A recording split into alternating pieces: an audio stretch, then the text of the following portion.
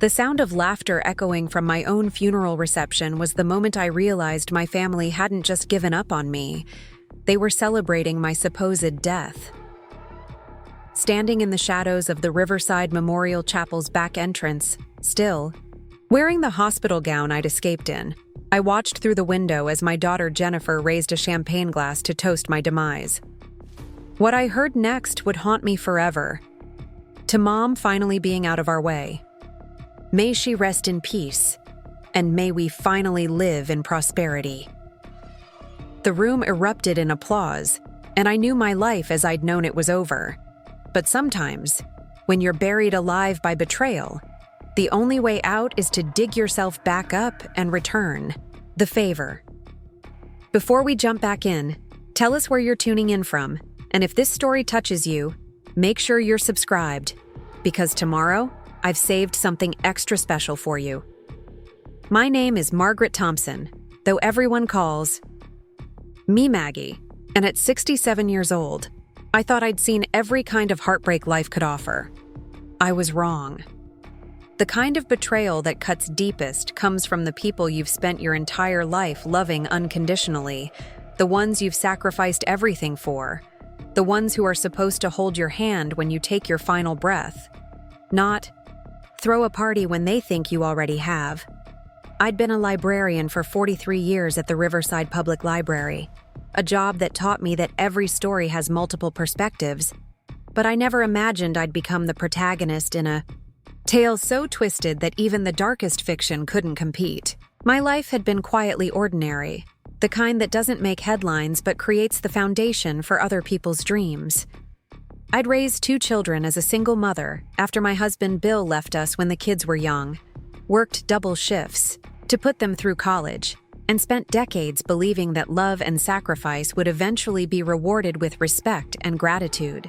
The morning that changed everything started like any other Tuesday in March.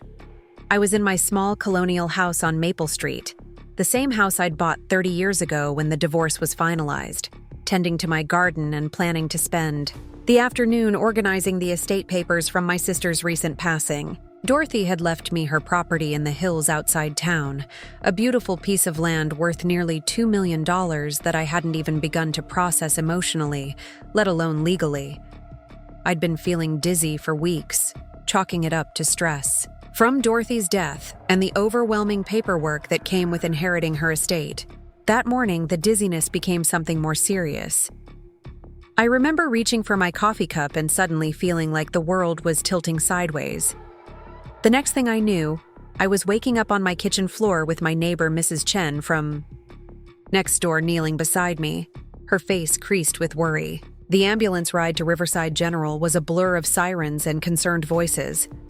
I kept trying to tell the paramedics that I was fine, that I just needed a moment to rest, but they insisted on running tests.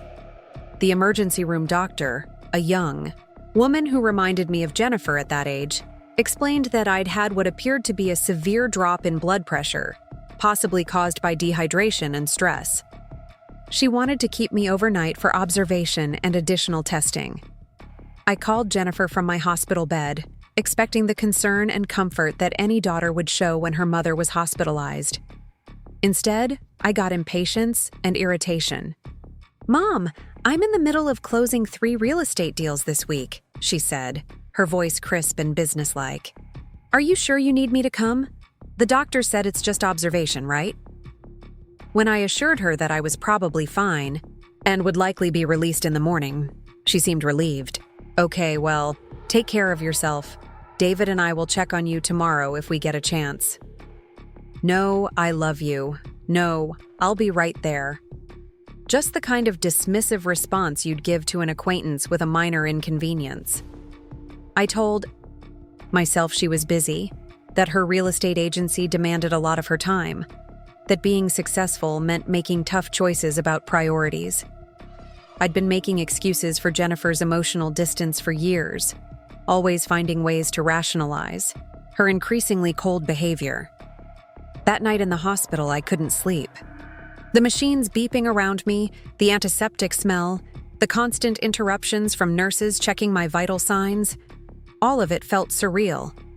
But what kept me awake wasn't the unfamiliar environment. It was the nagging feeling that something fundamental had shifted in my relationship with my children, particularly Jennifer. When had my bright, affectionate little girl become this distant, calculating woman who saw her mother's health scare as an inconvenience? I'd raised Jennifer and Tom to be independent, to chase their dreams, to never let anyone, including me, hold them back from achieving their goals. Jennifer had taken those lessons to heart, building a successful real estate business with her husband, David, living in a beautiful house in the most expensive neighborhood in Riverside, sending my grandchildren, Emma and Jake, to private schools. Tom had moved to Portland after college, working for a tech company and living the kind of urban professional life that seemed to fulfill him completely. Both of my children had succeeded beyond my wildest dreams for them, but somewhere along the way, I'd become peripheral to their success, rather than celebrated as part of it. Jennifer visited dutifully on holidays and birthdays, but our conversations had become surface-level exchanges about weather and schedules. Tom called every few weeks, warm and caring but distracted by his own busy life 3,000 miles away. I'd convinced myself that this was normal, that adult children naturally created distance as they built their own families and careers. The next morning, Wednesday, the doctor came by with my test results. My blood work showed severe dehydration and some concerning irregularities that suggested I'd been under more stress than I'd realized. She recommended following up with my primary care physician and making some lifestyle changes, but she cleared me for discharge. I called Jennifer around noon to let her know I was being released and could use a ride home. "Oh, Mom, I'm sorry," she said, though she didn't sound sorry at all. "I'm showing a house to clients from Columbus and David's in court all afternoon. Can you take a taxi? We'll reimburse you for it." The casual dismissal stung more than I wanted to admit. When I was Jennifer's age, I would have moved heaven and earth to be there when my mother needed me. But I swallowed my disappointment and called a cab, telling myself that my children's busy lives were actually a testament to the independence I'd worked so hard to instill in them. The taxi driver was a kind older man named Frank who helped me to my front door and waited to make sure I got inside safely. As I fumbled with my keys, I noticed something odd. There were several cars parked along Maple Street that I didn't recognize, and I could see people coming and going from the direction of the Memorial Chapel 3 blocks away. Riverside was a small enough town that any significant gathering would be noticed, and I wondered briefly who might have passed away. Inside my house, everything felt different somehow. Not physically different. Nothing had been moved or changed, but emotionally different, as if the space itself knew that something had shifted in my world. I made myself a cup of tea and sat in my favorite chair by the window, looking out at the garden Dorothy and I had planned together the summer before she died. The daffodils were just starting to bloom, their bright yellow faces a defiant splash of color against the gray March afternoon. I must have dozed off in the chair because I was awakened by the sound of my front door opening. For a moment, panic gripped me. Who had a key to my house? Then I heard Jennifer's voice calling out, "Mom, are you here?" I felt a rush of relief and affection. She had come to check on me after all. "I'm in the living room, sweetheart," I called back, struggling to sit up straight in the chair. But when Jennifer appeared in the doorway, something about her expression made my stomach clench. She wasn't alone. David was with her, along with Jake and Emma, who both looked unusually subdued. "Mom," Jennifer said, her voice carrying a strange mixture of surprise and something else I couldn't identify. "What are you doing here?" The question was so unexpected that I laughed. "I live here, Jennifer. I just got home from the hospital a few hours ago. I thought you might want to check on me." But even as I said the words, I could see that my presence in my own home had somehow created a problem for them. David stepped forward, his usually smooth lawyer demeanor slightly rattled. "Mrs. Thompson, we thought, that is, the hospital called this morning and said..." He glanced at Jennifer, who gave him a sharp look that clearly meant he should stop talking. "Said what?" I asked, though a cold dread was beginning to settle in my chest. Jennifer moved closer, and I could see now that she was dressed in black. A sleek black dress, black heels, black handbag. David was wearing a dark suit. The children were dressed somberly as well. My mind struggled to process what I was seeing. "Mom," Jennifer said carefully, "there was some confusion at the hospital this morning. They called to say that you'd passed away during the night. They said there had been complications, that your heart had stopped." The words hit me like a physical blow. "But I'm right here," I said stupidly. "I'm fine. I took a taxi home. The doctor cleared me for discharge." Jennifer and David exchanged a look that I would replay in my mind thousands of times in the coming weeks. It wasn't relief that I was alive. It wasn't joy or gratitude or any of the emotions you'd expect from family members who'd just discovered their loved one hadn't actually died. It was something much darker, much more calculating. "Of course you're fine, Mom," Jennifer said, but her voice sounded hollow. It was obviously a mistake. A terrible, terrible mistake. She pulled out her phone and started typing rapidly. "I need to make some calls. We've already started making arrangements." "What kind of arrangements?" asked, though part of me already knew the answer. "Funeral arrangements," David said quietly. "The service is scheduled for tomorrow at 2 o'clock at the Memorial Chapel. We've already contacted everyone, sent out notifications. Your friends from the library, the neighbors, people from church." He trailed off, seeming to realize how this sounded. I sat in stunned silence, trying to process what they were telling me. My family had planned my funeral based on a phone call from the hospital, without seeing my body, without confirming the news, without even trying to reach me directly. In less than 24 hours, they had organized what sounded like a complete memorial service. "Well, we'll just have to cancel everything," I said, trying to inject some normalcy into this surreal conversation. "Call everyone back, explain the mistake. It'll be an amazing story to tell at family dinners for years to come."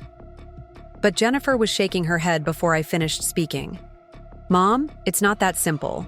We've already received flowers, made arrangements with the caterers for the reception afterward. People have changed their schedules, made travel plans. Emma and Jake are missing school. Tom is flying in from Portland tonight." "Tom's coming?" The thought of seeing my son lifted my spirits slightly, even under these bizarre circumstances. "He's already on the plane," David said. "We called him this morning when we got the news. He was devastated, Mom. Absolutely devastated. He dropped everything to be here for the service." Something cold and sharp settled in my stomach. "You called Tom before you tried to reach me?" Jennifer's eyes flickered with something that might have been guilt. "We tried calling you, Mom, but your phone was turned off. The hospital said next of kin had already been contacted." I pulled my phone from my purse and saw that it was indeed turned off. I'd switched it off during the taxi ride home because the battery was low, and I'd forgotten to charge it the night before. When I turned it on, there were 17 missed calls and dozens of text messages.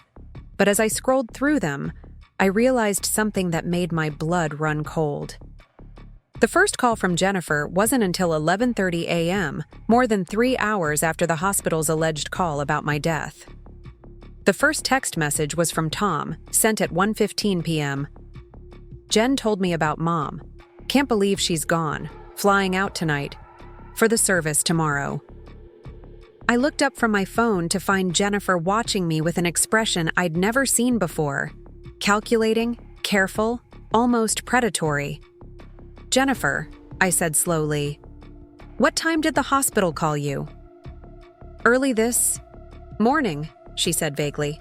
"I don't remember exactly." Preparing and narrating this story took us a lot of time, so if you are enjoying it, subscribe to our channel. It means a lot to us. Now back to the story. I was half asleep, but I was looking at David now, and I could see the discomfort in his face. He was a lawyer, trained to be precise about timelines and facts, and something about his wife's answer clearly bothered him. "David," I said directly, "what time did Jennifer call you about the hospital's news?" He glanced at his wife, then back at me. "Around 11:30, he said reluctantly. "I was in court, and she called during a recess. The timeline wasn't adding up, but before I could press further, Emma spoke up from where she'd been standing quietly by the door. "Grandma," she said in the tentative voice of a 14-year-old who wasn't sure she should be speaking. "Mom said we couldn't visit you in the hospital because you were too sick, and then this morning she said you had died in your sleep. But you look fine." Out of the mouths of babes, my granddaughter had noticed what the adults were trying to hide, that none of this made sense. Jennifer quickly moved to Emma's side. "Sweetheart, Grandma is fine now, but she was very sick. The doctors made a mistake, that's all. These things happen sometimes." But Jake, who was 11 and had inherited his grandfather's stubborn streak, wasn't satisfied with that explanation. If Grandma was so sick that she might die, why didn't we go see her yesterday? Why didn't we visit? The silence that followed. That question was deafening. I watched my daughter's face as she struggled to come up with an answer that would satisfy her children's logic without revealing whatever truth she was trying to hide. "Sometimes," David said smoothly, stepping into his lawyer role, "hospitals don't allow visits when patients are in critical condition. It's to protect both the patient and the family." But I hadn't been in critical condition. I'd been scheduled for release that morning. The doctor had said I was dehydrated and stressed, not dying. And Jennifer had known that because I'd told her so during our phone conversation the night before. As I sat there looking at my family, my daughter in her funeral attire, my son-in-law crafting careful explanations, my grandchildren asking innocent questions that exposed the holes in their parents' story, I realized that something much larger and more sinister was happening than a simple hospital miscommunication. "Where exactly is this funeral supposed to take place?" I asked, though I thought I already knew. "Riverside Memorial Chapel," Jennifer said. "We've reserved the main sanctuary. The service is tomorrow at 2, with a reception following in their fellowship hall." The same memorial chapel where I'd seen cars and people gathering yesterday afternoon. The same place where I'd glimpsed what looked like a celebration through the windows. My heart began to pound as pieces of a horrible puzzle started falling into place. "And who's paying for all of this?" I asked quietly. Another uncomfortable silence. Finally, David cleared his throat. "We've made arrangements with the funeral home. The costs will be handled." "Handled how?" "Mom?" Jennifer said, her voice taking on an edge of impatience. "Does it really matter? The important thing is that you're alive and well. We'll sort out the financial details later." But it did matter because I was beginning to understand that this wasn't just about a mistaken death notification. This was about something much more calculated, much more deliberate. And as I sat in my living room, looking at my family's faces and realizing that my own daughter had planned my funeral with suspicious efficiency, I began to wonder if the hospital had ever called them at all. The phone rang then, startling everyone. I reached for it automatically, but Jennifer moved faster, snatching the receiver before I could answer. "Hello," she said, her voice carefully modulated. "Oh, hi, Mrs. Peterson. Yes, it's terrible." "What? Oh, you saw her? When?" Jennifer's face went pale as she listened to whoever was on the other end. "I see. No, that must have been someone else. Mom is... She's not available right now." "Yes, I'll have her call you back." She hung up the phone and turned to face me. And for the first time since she'd walked into my house, she looked genuinely rattled. "Who was that?" I asked. "Nobody," she said quickly. "Just a neighbor asking about flower arrangements."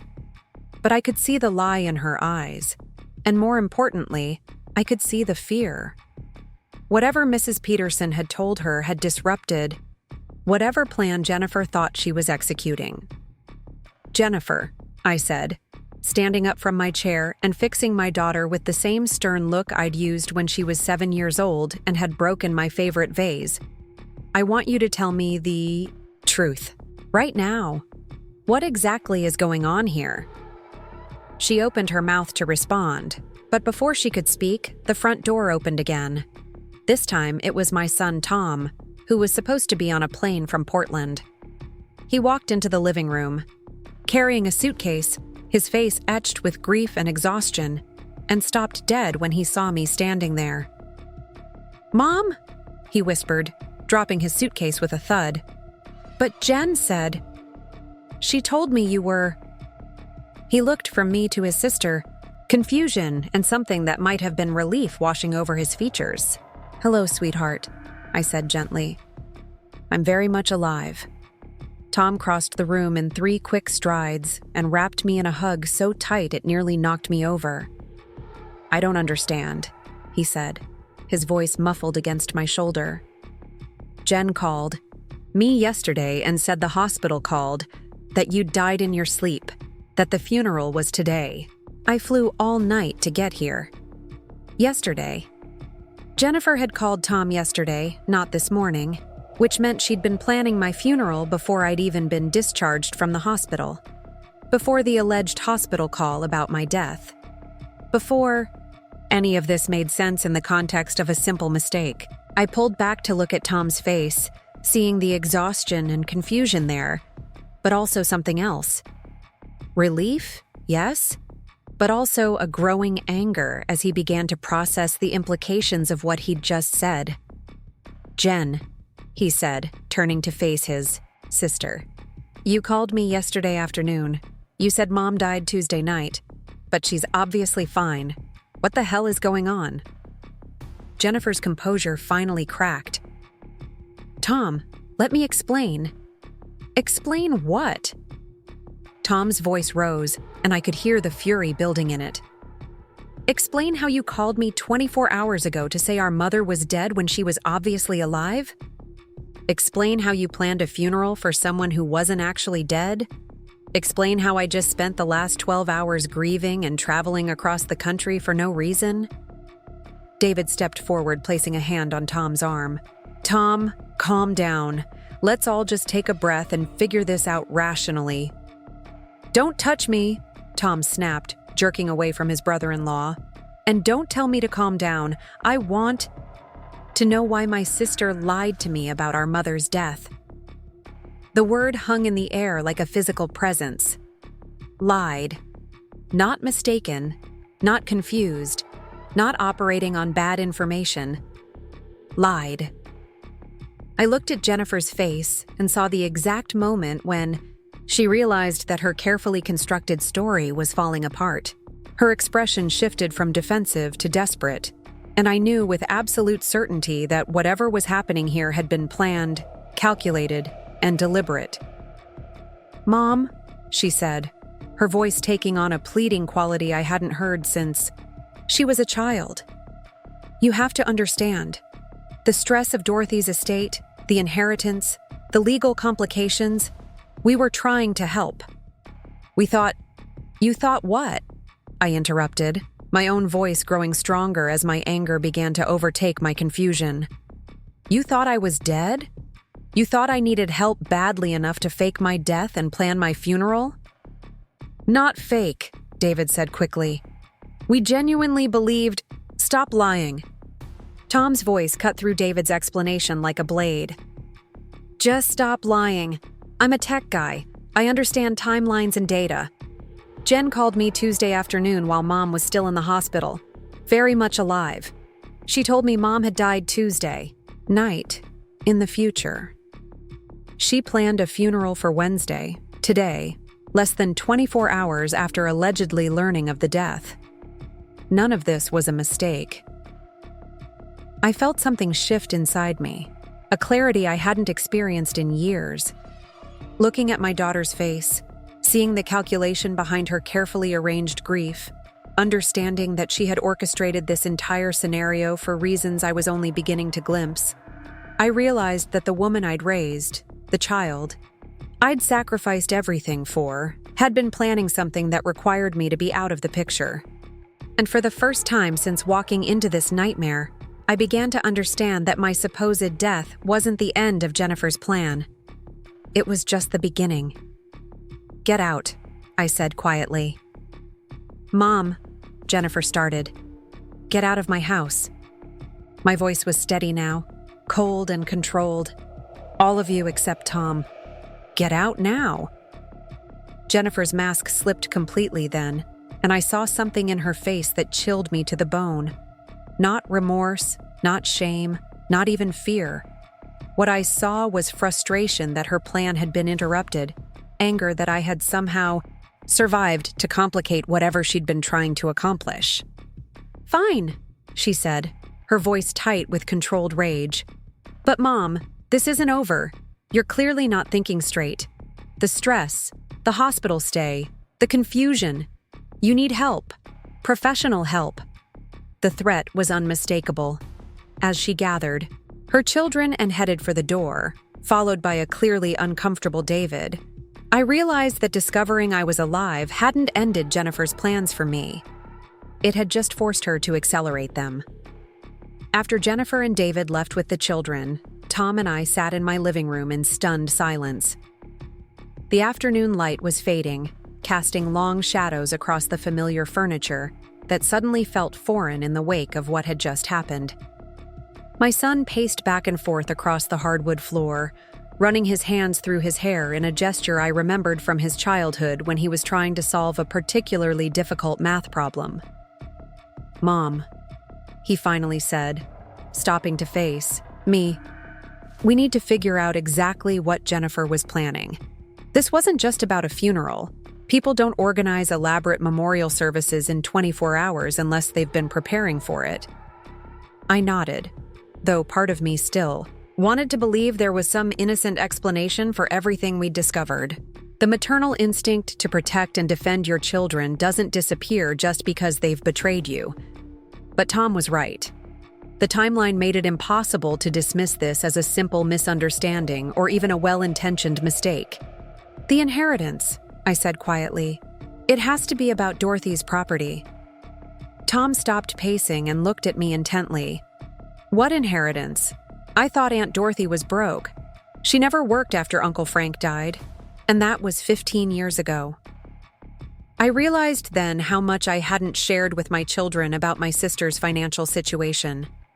Dorothy had been intensely private about money, a trait we'd both inherited from our Depression-era parents who believed discussing finances was vulgar. After Frank's death, she'd lived modestly in the same small house they'd bought as newlyweds, driving an old car and shopping at thrift stores.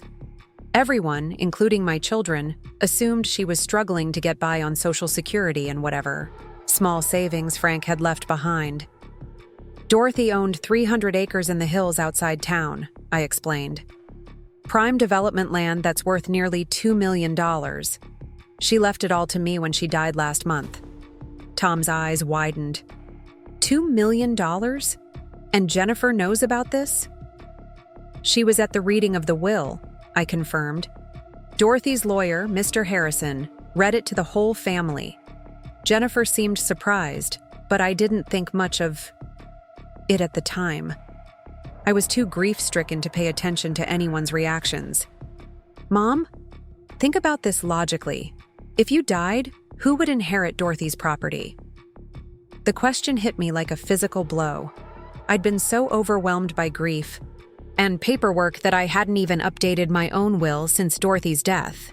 According to my current legal documents, everything I owned would be split equally between Jennifer and Tom, including any property I'd inherited from my sister. "Jennifer would get half," I whispered.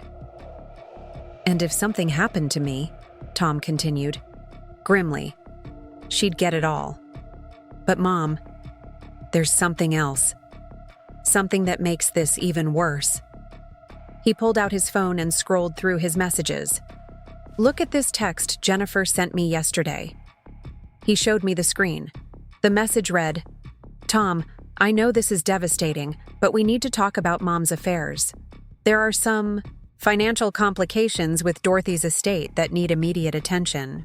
The funeral home needs payment, and there are legal deadlines we have to meet. Can you give me power of attorney to handle everything while you're traveling?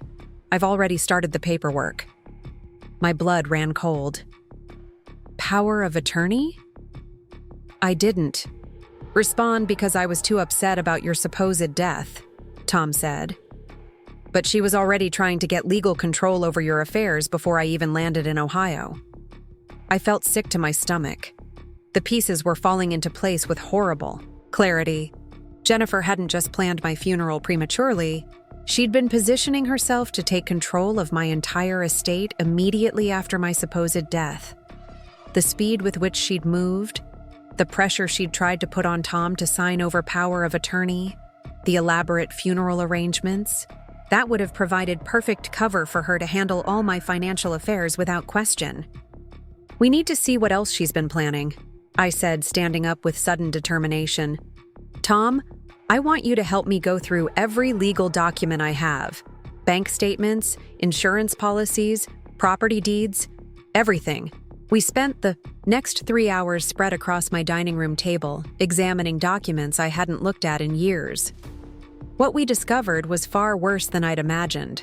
Jennifer's manipulation hadn't started with yesterday's fake death notice. It had been going on for months.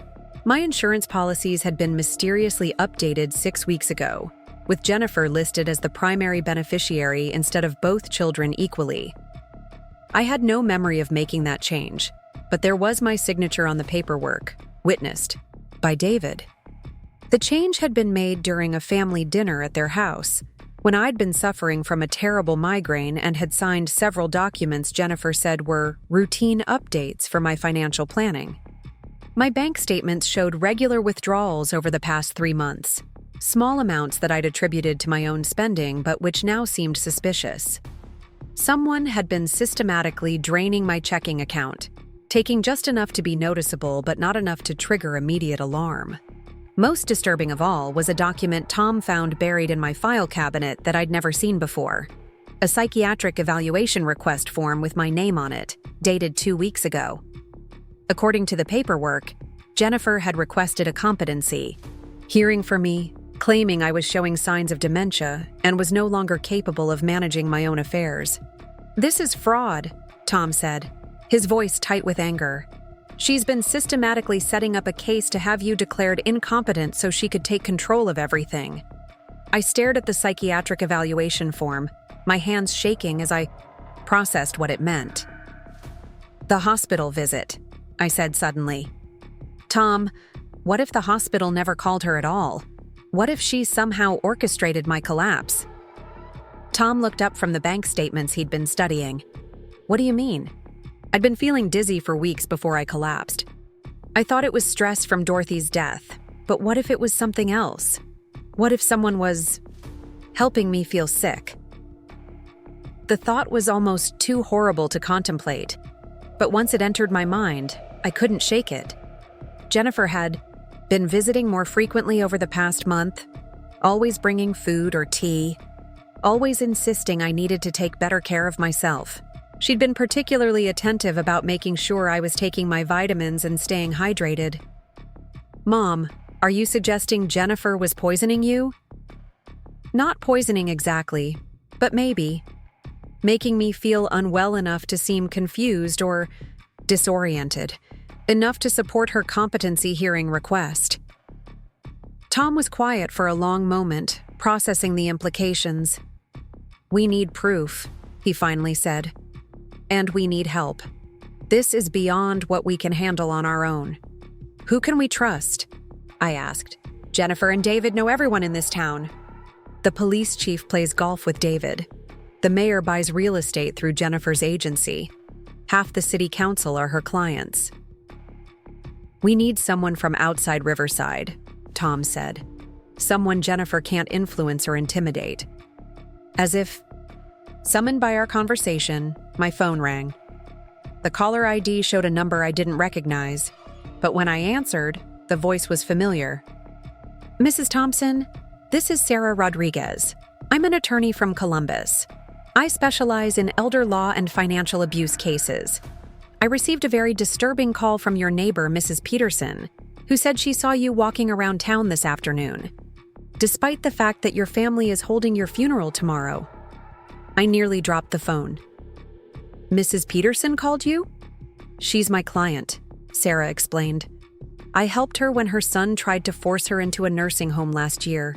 She recognized the signs of what might be happening to you and thought you might need legal representation." Tom gestured for me to put the call on speaker. "Ms. Rodriguez?" I said. "I think Mrs. Peterson might be right. I need help." "I'm driving to Riverside tonight," Sarah said without hesitation. "Don't sign anything, don't agree to any medical evaluations, and don't let anyone into your house except people you absolutely trust. I'll be there first thing in the morning." After I hung up, Tom and I looked at each other with something that might have been hope. For the first time since this nightmare began, we had an ally who understood what we were dealing with. "There's something else we need to do," Tom said. "We need to document everything that happened today. The funeral arrangements, the timeline, inconsistencies, Jennifer's attempts to get power of attorney. We need to create a record before she can spin this as confusion on your part."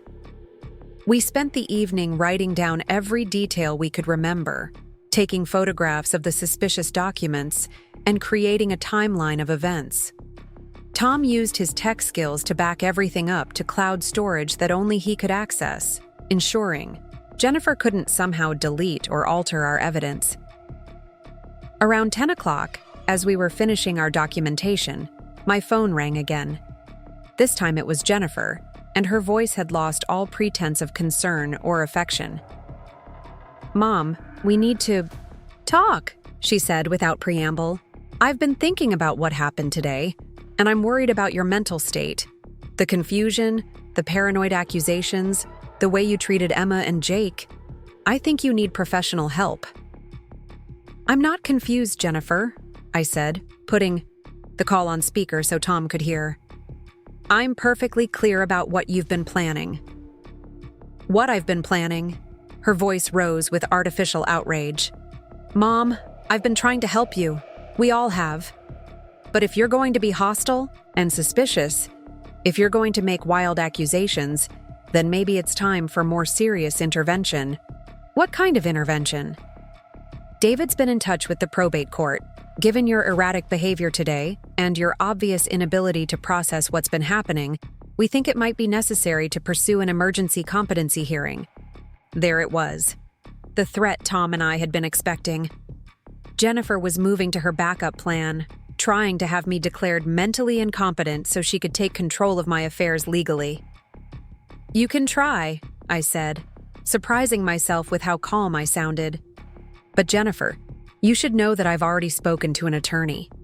Everything you've done over the past few months, all the financial irregularities, the forged documents, the fake funeral plans, all of it is being documented." The silence on the other end of the line was profound. When Jennifer finally spoke, her voice was different, colder, more calculating than I'd ever heard it. "Mom, you're making a serious mistake. You don't understand the situation you're in. The stress of Dorothy's death has clearly affected your judgment more than anyone realized. But we're family. We can work this out quietly, privately, without involving outsiders who don't understand our relationships." "Our relationship," I repeated. "You mean the relationship where you plan my funeral while I'm still alive and try to steal my inheritance?" "I'm trying to protect you from yourself," Jennifer snapped, her mask finally slipping completely. "Do you have any idea how embarrassing this is? The whole town thinks you're dead. I've already received dozens of sympathy cards. The funeral home has prepared everything. People have rearranged their schedules, taken time off work. And now you want to just... What? Pretend none of this happened?" "I want you to cancel the funeral and tell people the truth," I said firmly. "That you made a mistake." "It's too late for that," Jennifer said. "The financial commitments alone." "Mom, you don't understand. We've already spent thousands of dollars on this service. The flowers, the catering, the chapel rental. If we cancel now, we'll lose everything." So this is about money? This is about doing what's best for everyone involved, Jennifer said. Mom, you're 67 years old. You're living alone in a house that's too big for you, trying to manage financial affairs that are clearly beyond your capabilities. Dorothy's inheritance just makes everything more complicated. You need guidance. You need family to help you make smart decisions. I need family who don't plan my funeral while I'm still breathing, I said.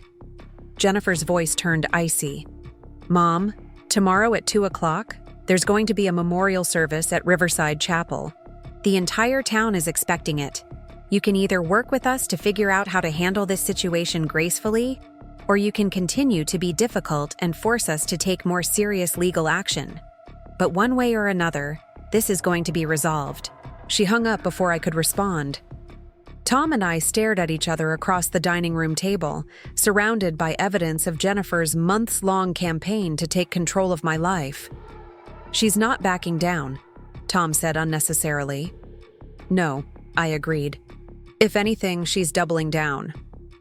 Tom, what did she mean about the financial commitments? How much does it cost to plan a funeral in 24 hours? Tom pulled out his laptop and started searching. A full funeral service with reception, flowers, catering. Mom, we're talking about $15,000 to $20,000 minimum, more if they really went all out. I felt a chill that had nothing to do with the evening temperature. Where would Jennifer get that kind of money on such short notice? That's what I'm wondering, Tom said grimly. Her real estate business is successful, but not drop 20 grand on a fake funeral successful. Not without serious financial planning. Unless she was planning this long before yesterday, I said quietly. We looked at each other, both realizing we'd stumbled onto something much larger than a spontaneous attempt to grab my inheritance. Jennifer hadn't just seized an opportunity when she thought I was dead. She'd been planning for my death, preparing for it, possibly even working to accelerate it. Tom, I said, I think we need to consider the possibility that yesterday's hospital visit wasn't an accident. And I think we need to consider that Jennifer never intended for me to come home alive. The next morning brought a knock on my door at exactly 8 o'clock. I opened it to find a woman in her early 40s with graying brown hair and sharp, intelligent eyes.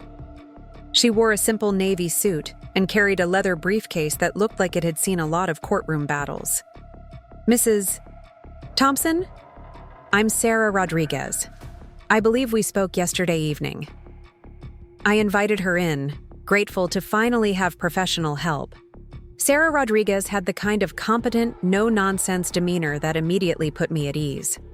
She listened, without interruption as Tom and I explained everything we'd discovered, occasionally asking clarifying questions or making notes in a legal pad. When we finished, she was quiet for a long moment, reviewing her notes. Finally, she looked up at me with an expression that was both sympathetic and deeply concerned. Mrs. Thompson, in 20 years of practicing elder law, I've seen a lot of financial abuse cases. What you're describing is one of the most systematic and premeditated attempts at elder fraud I've ever encountered. Your daughter didn't just try to take advantage of an opportunity. She created the opportunity. What can we do? I asked. Several things, Sarah said, opening her briefcase. First, we're going to file an emergency injunction to prevent any changes to your financial accounts or property ownership. Second, we're going to request a full investigation into the irregularities in your bank accounts and insurance policies. Third, we're going to file a formal complaint with the State Attorney General's office regarding financial exploitation of a vulnerable adult. But I'm not vulnerable, I protested. In the eyes of the law, anyone over 65 is considered potentially vulnerable to financial exploitation by family members, Sarah explained, especially when there's evidence of systematic manipulation and fraud. Tom leaned forward. What about the funeral? It's supposed to happen in 6 hours. Sarah smiled grimly. That funeral is going to become very important evidence. I want your permission to attend, Mrs. Thompson. I want to document everything. That happens. Everyone who speaks. Every detail of how your daughter handles your supposed death. You want me to let them have the funeral?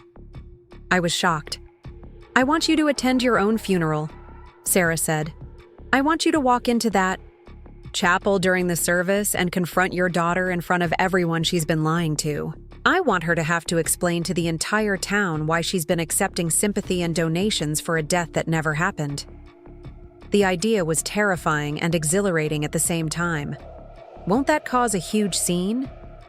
Mrs. Thompson, Sarah said seriously, your daughter has been systematically attempting to steal your inheritance, possibly poisoning you to make you appear incompetent, and planning elaborate fraud schemes involving fake death certificates.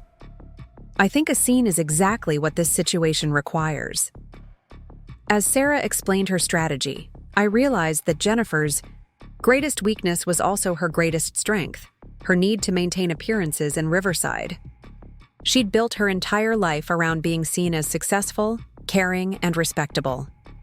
The elaborate funeral wasn't just about gaining access to my money. It was about cementing her image as the devoted daughter who'd done everything possible for her aging mother. But if I walked into that chapel alive and well, if I forced her to confront her lies in front of everyone who mattered to her reputation and business, Jennifer would be faced with a choice: admit to fraud or double down on claims that I was mentally incompetent. Either way, Sarah explained, we'd have her cornered. There's one more thing, Tom said as Sarah prepared to leave. Mom, show her the will. I'd almost forgotten about the document Tom had found in my papers the night before. It was a copy of a will I'd apparently signed 3 months ago, though I had no memory of doing so. According to this version, I was leaving everything to Jennifer, with only a small token inheritance for Tom. Sarah examined the document carefully, holding it up to the light and studying the signature with a magnifying glass she pulled from her briefcase. This is a forgery, she said definitively. The signature doesn't match your normal handwriting, and the paper is wrong. This type of legal document paper wasn't even available 3 months ago. It's a newer stock that's only been in use for about 6 weeks. So Jennifer has been planning this for months, Tom said. And she's been getting sloppy about covering her tracks, Sarah added. Mrs. Thompson, your daughter has committed multiple felonies: document forgery, identity theft, financial fraud, and possibly attempted poisoning. We have enough evidence to put her in prison for years. The weight of what Sarah was saying settled over me like a heavy blanket. My daughter, the child I'd raised and loved and sacrificed for, wasn't just trying to steal from me. She was a criminal who'd been systematically destroying my life for her own gain. What happens after the funeral? I asked. After the funeral, Sarah said. We take everything we've documented to the district attorney's office. We file criminal charges, and we make sure your daughter faces the consequences of what she's done. As Sarah left to prepare for the afternoon's confrontation, Tom and I sat together in my living room, both lost in our own thoughts. In a few hours, I would walk into my own funeral and confront the daughter who'd been trying to bury me alive. But first, I needed to prepare myself for what might be the most difficult conversation of my life. Because despite everything Jennifer had done, despite all the evidence of her betrayal and fraud, part of me still hoped that when she saw me, alive and well, when she realized her plan had failed, she might remember who she used to be. Part of me still hoped that somewhere inside the calculating woman who'd planned my death, there was still a trace of the little girl who used to promise she'd take care of me when I got old. I was about to find out if that little girl still existed, or if Jennifer had buried her along with every other trace of love and loyalty she'd once possessed. At 1:30 in the afternoon, I stood in front of my bedroom mirror, trying to decide what to wear to my own funeral. The irony wasn't lost on me that I was getting dressed up to confront the daughter who'd been planning to put me in the ground. I settled on a deep purple dress that Dorothy had always said brought out my eyes, paired with the pearl necklace my mother had given me on my wedding day. If I was going to rise from the dead, I wanted to look dignified while doing it. Tom had left an hour earlier to position himself outside the chapel, where he would film everything that happened on his phone. Sarah Rodriguez had arrived at my house precisely at 1 o'clock, carrying a small recording device and looking like she was preparing for battle. She'd changed from her morning business attire into something more suitable for a funeral, a black dress with a matching jacket that made her look like any other mourner paying respects.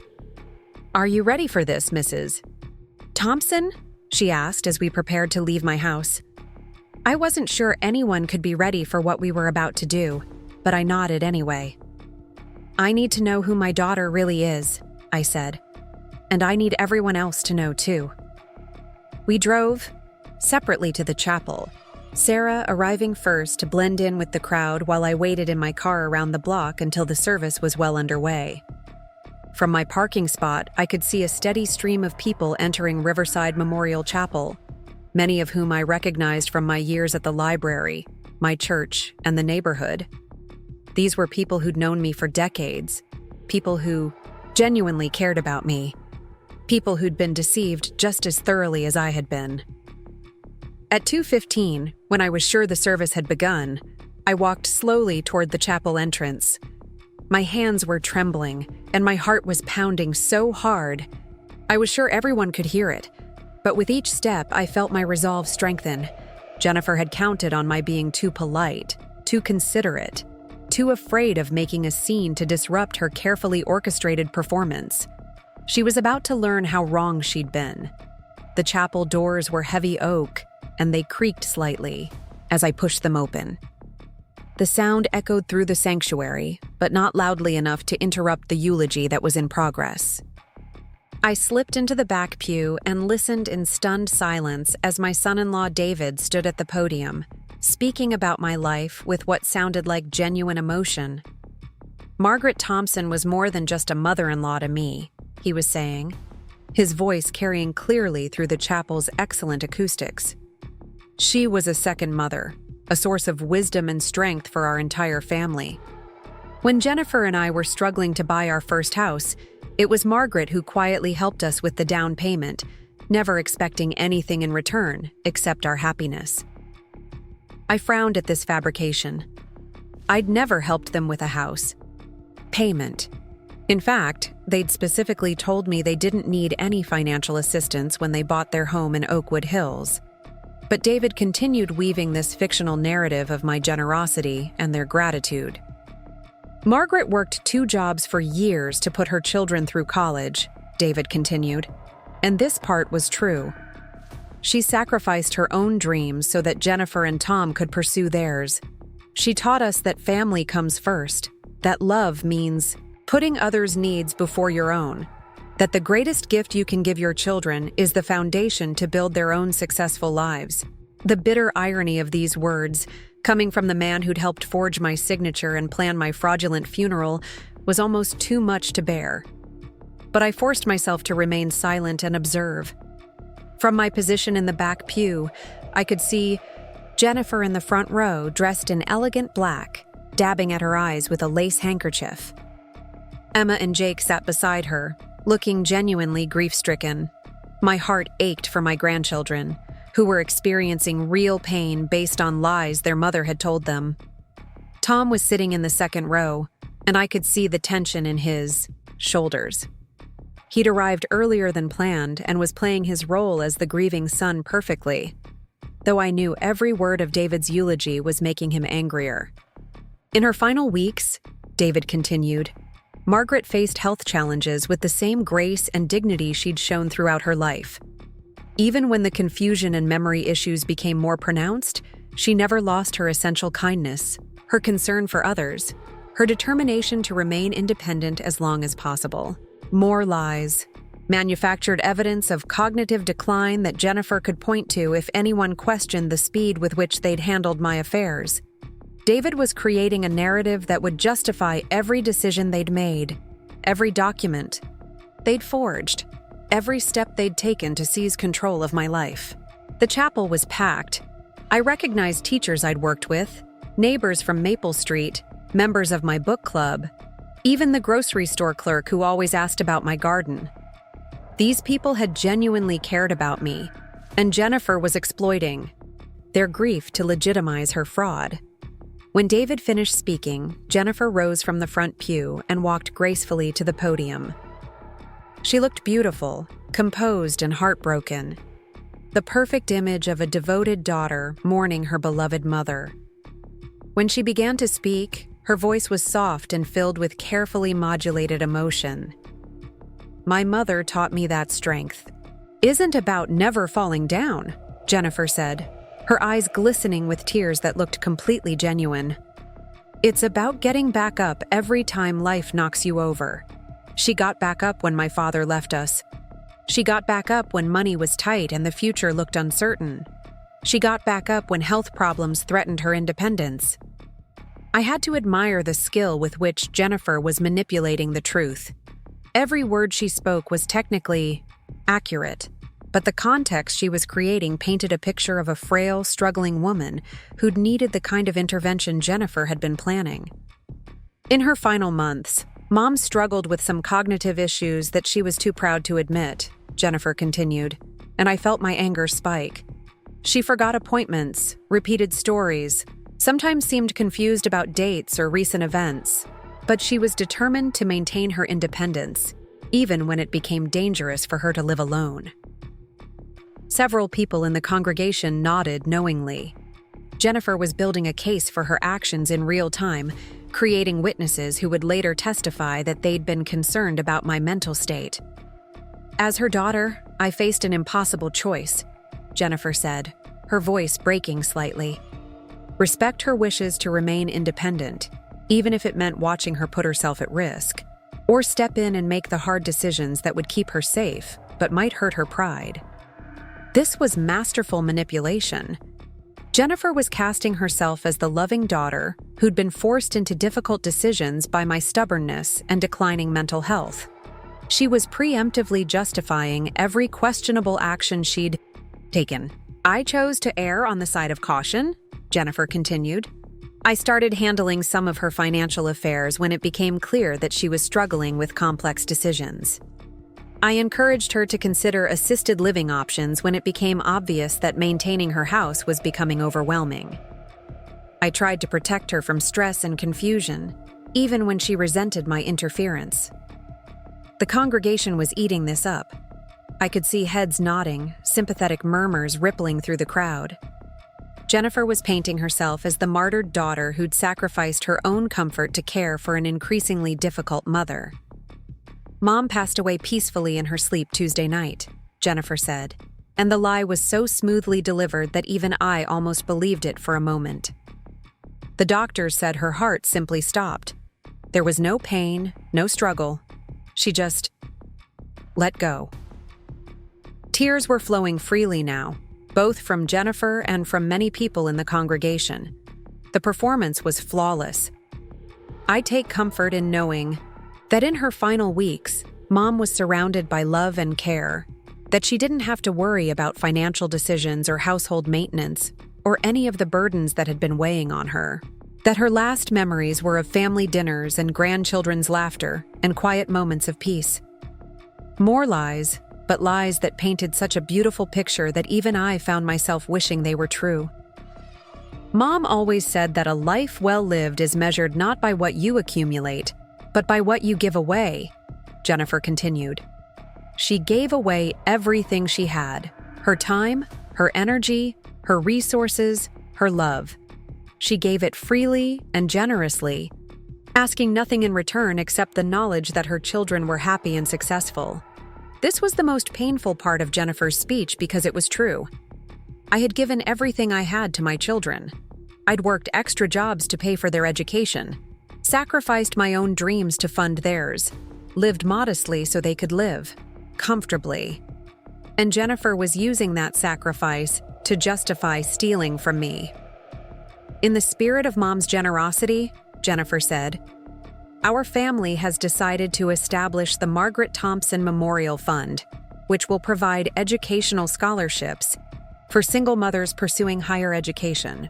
We want Mom's legacy of helping others achieve their dreams to continue. I nearly gasped aloud. A memorial fund in my name. established while I was sitting in the back pew of my own funeral.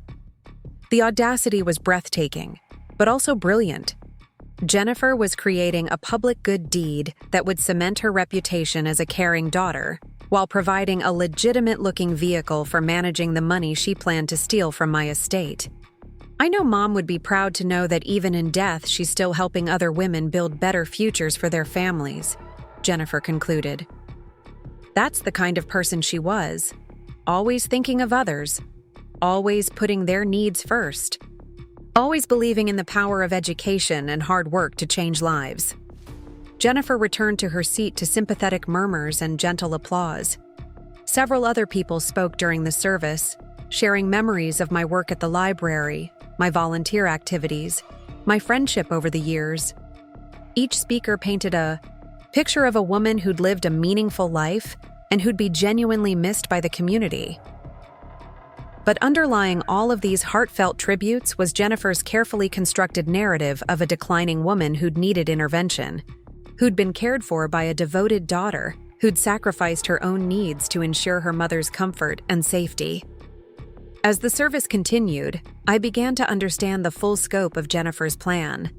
This wasn't just about stealing my inheritance. It was about stealing my entire identity, rewriting my story to serve her purposes. She was transforming me from an independent, competent woman into a tragic figure whose decline had required her daughter's heroic intervention.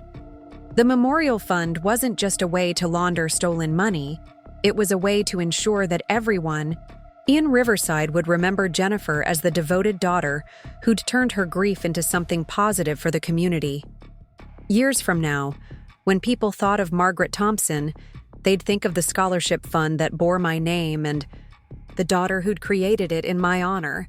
When the formal service concluded, the congregation began moving toward the fellowship hall for the reception. I waited until most people had left the sanctuary before making my move. Sarah Rodriguez caught my eye from across the room and nodded slightly. Tom was already positioning himself near the fellowship hall entrance, ready to document what was about to happen.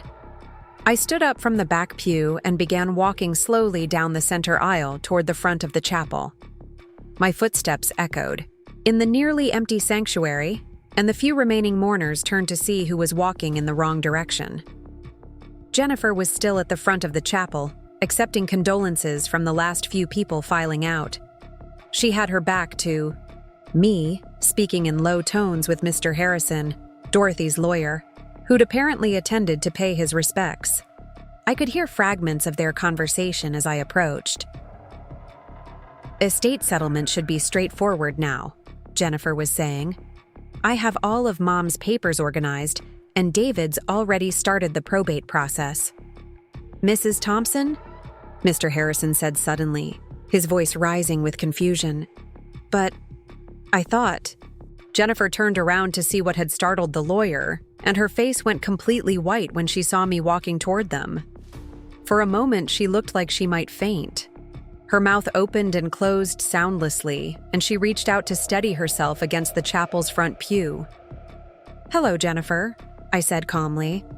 "I hope I'm not interrupting anything important." Mr. Harrison looked back and forth between Jennifer and me, clearly trying to process what he was seeing.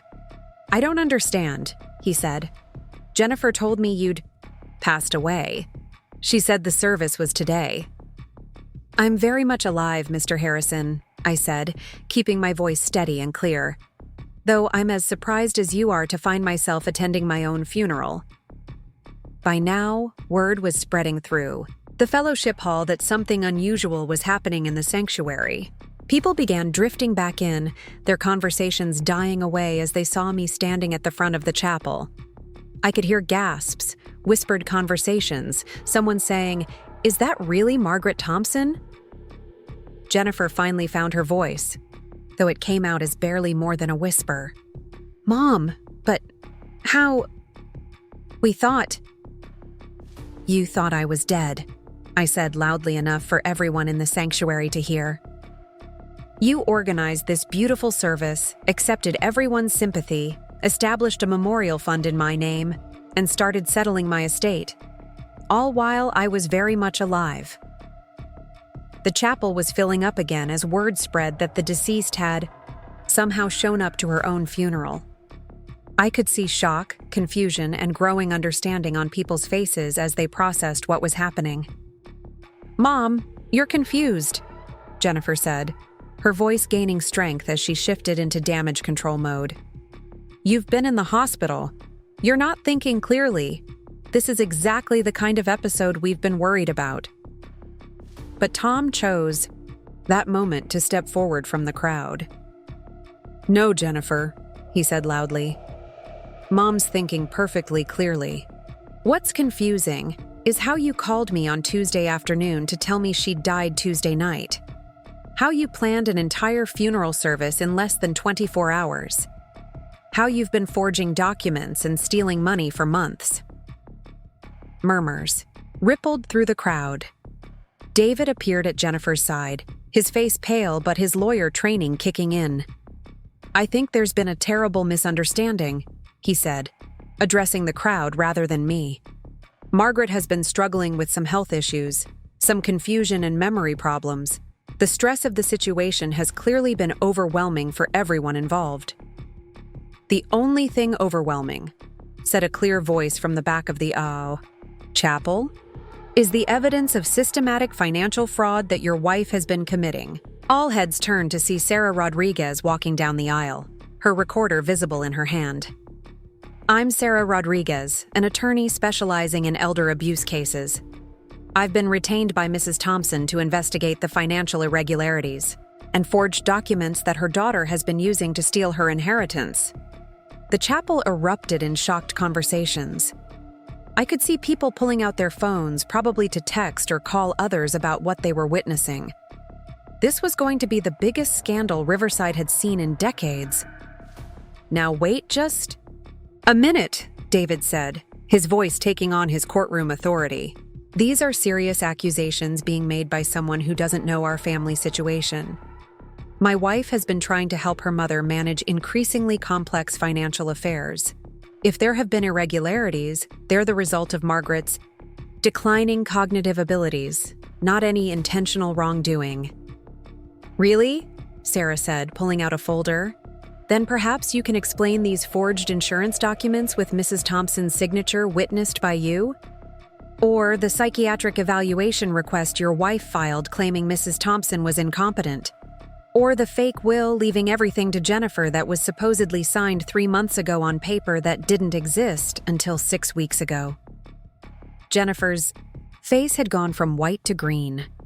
She was clearly realizing that her carefully constructed plan was falling apart in the most public way possible. "I can explain all of that," she said desperately. "Mom, if you'll just come home with us, we can sort this out privately.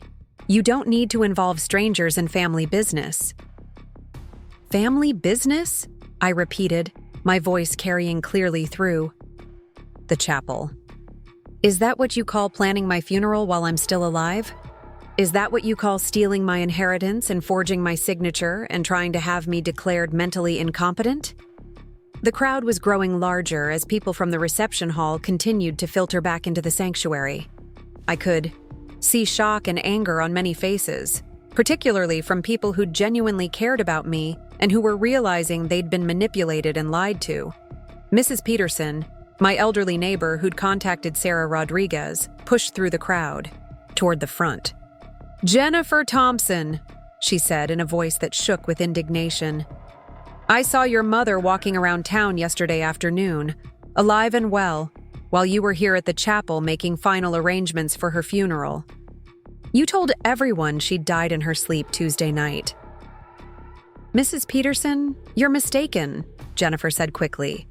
"You probably saw someone who looked like Mom, or maybe you're thinking of a different day. I'm 92 years old, not 92 years, stupid," Mrs. Peterson snapped. "I know Margaret Thompson when I see her, and I know what day it is. You've been lying to everyone." Emma and Jake had appeared at their mother's side, looking confused and frightened. Emma, who was 14 and old enough to understand what was happening, looked from Jennifer to me with dawning horror. "Mom," she said quietly, "Grandma's really alive? You told us she was dead. You made us cry. you made us dress up and come to her funeral." The pain in my granddaughter's voice cut through my anger and reminded me that Jennifer's lies had hurt innocent children too. Emma and Jake had spent 2 days grieving for a grandmother who wasn't actually dead, experiencing real pain based on their mother's deception. "Emma, sweetheart," I said gently, "I'm fine. I'm so sorry you were told something that scared and hurt you." Jake, who was 11 and still trying to process what was happening, looked up at Jennifer with tears in his eyes. "Why did you lie to us, Mom? Why did you say Grandma was dead when she wasn't?" Jennifer knelt down to her children's level, and for a moment I saw something that might have been genuine remorse cross her face. "I thought she was," she said softly. "The hospital called and said, I thought I was protecting you from something terrible." But Jake was too smart to accept that explanation. "You called Uncle Tom before the hospital called," he said, with the brutal honesty that only children possess. "I heard you on the phone Tuesday after school. You told him Grandma was dead before anyone called us." Out of the mouths of babes. My 11-year-old grandson had just demolished Jennifer's timeline defense in front of a chapel full of witnesses. The crowd was getting restless, people talking amongst themselves, trying to understand what they were witnessing.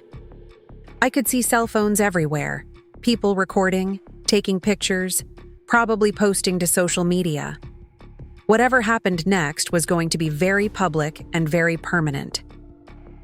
"Jennifer," I said, my voice carrying across the increasingly noisy sanctuary, "I'm going to ask you one more time, in front of all these people who cared enough about me to come to my funeral, in front of your own children who've been hurt by your lies, I want you to tell the truth. Why did you plan my funeral? When you knew I was alive?" The chapel fell silent, everyone waiting for Jennifer's answer. She stood there for a long moment, looking around at all the faces staring at her expectantly. I could see her calculating, trying to find a way out of the trap she'd created for herself. When she finally spoke, her voice was barely audible. "I was trying to protect our family's financial future," she said. "The inheritance from Aunt Dorothy, combined with your assets, could secure Emma and Jake's college educations, could pay off our debts, could give us the kind of stability we've never had." "So you decided to kill me off to get it?" I asked. "I didn't kill you," Jennifer said quickly. "I would never hurt you. When the hospital called—" "The hospital never called," Tom interrupted loudly. "Mom, show them the phone records." Sarah Rodriguez stepped forward again, holding up another document. "I've already subpoenaed the hospital's phone records," she announced. "There was no call to Jennifer Thompson Tuesday morning reporting Margaret Thompson's death. In fact, the hospital has no record of Margaret Thompson dying at all." The implications of this revelation rippled through the crowd like a shockwave.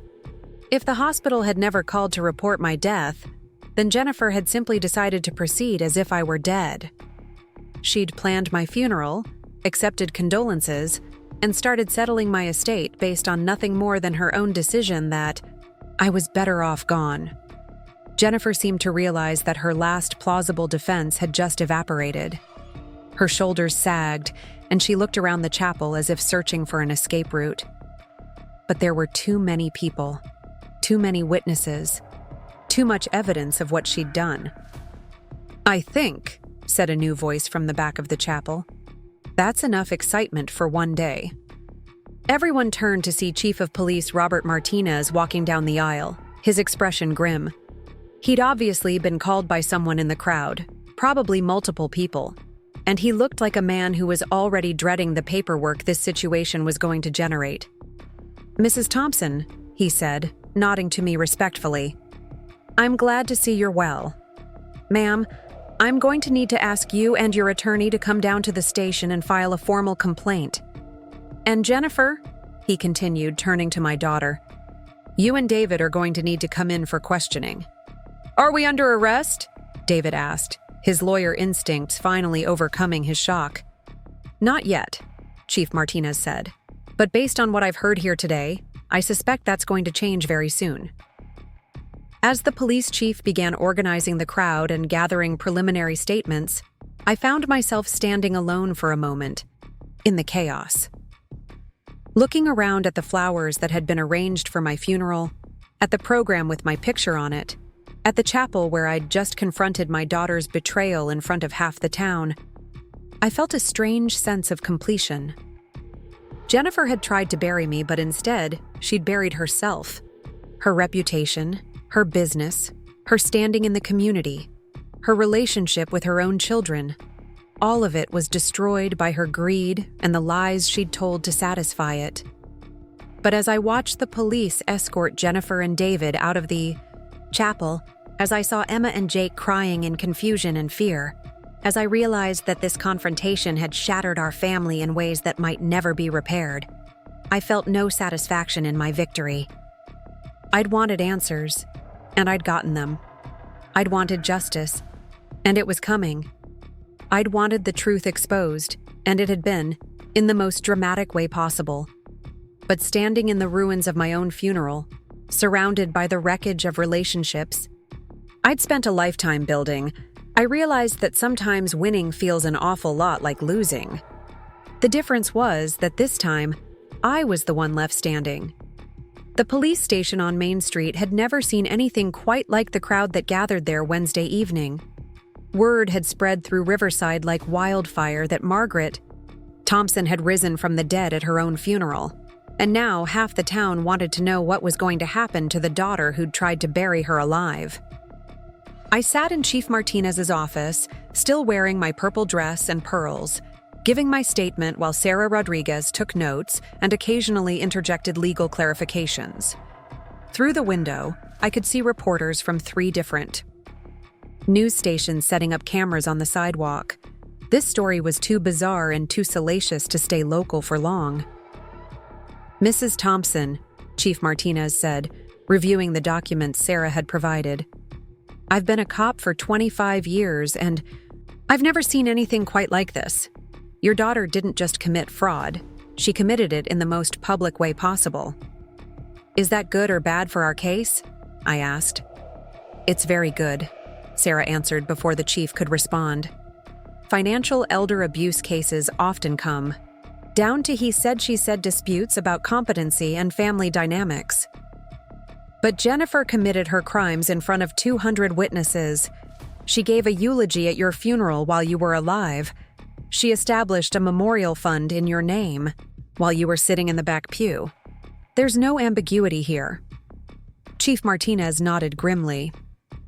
"We've already started processing the evidence you provided. The forged insurance documents alone are enough for felony charges. Add in the identity theft, the fraudulent death claims, the attempted theft of estate assets, and we're looking at serious prison time." "What about David?" I asked. "He was clearly involved in the planning." "David Parker is in the interview room next door with his own attorney," the chief replied. "Based on what we've seen so far, he's facing disbarment proceedings at minimum. Possibly criminal charges as well, depending on how deep his involvement goes." A knock on the door interrupted our conversation. Officer Janet Morrison, whom I'd known since she was a teenager working at the grocery store, poked her head in. "Chief, you need to see this. We found something in the Parker house search." Chief Martinez excused himself and returned 20 minutes later carrying an evidence box and wearing an expression of disbelief. "Mrs. Thompson, we executed a search warrant on your daughter's house about an hour ago. What we found there is going to change the scope of this entire investigation." He opened the box and pulled out a manila folder thick with documents. "Jennifer has been planning this for almost a year," he said. "We found detailed financial records, copies of your medical information obtained illegally, practice runs of forged signatures, and what appears to be a complete timeline for taking control of your assets." Sarah leaned forward, her lawyer instincts fully engaged. "What kind of timeline?" "The kind that suggests this wasn't opportunistic fraud," Chief Martinez replied. "This was a carefully orchestrated plan to systematically destroy your mother's independence and seize her wealth. And it gets worse." He pulled out a small notebook with Jennifer's handwriting. This appears to be a journal documenting her activities over the past 10 months. She's been researching elder care facilities, looking into legal precedents for competency hearings, and calculating the exact value of your assets down to the penny. I felt sick reading over the chief's shoulder. Jennifer had written entries. Like, Mom seemed confused about dates today, good for documentation, and need to establish pattern of financial irresponsibility before Dorothy's estate settles.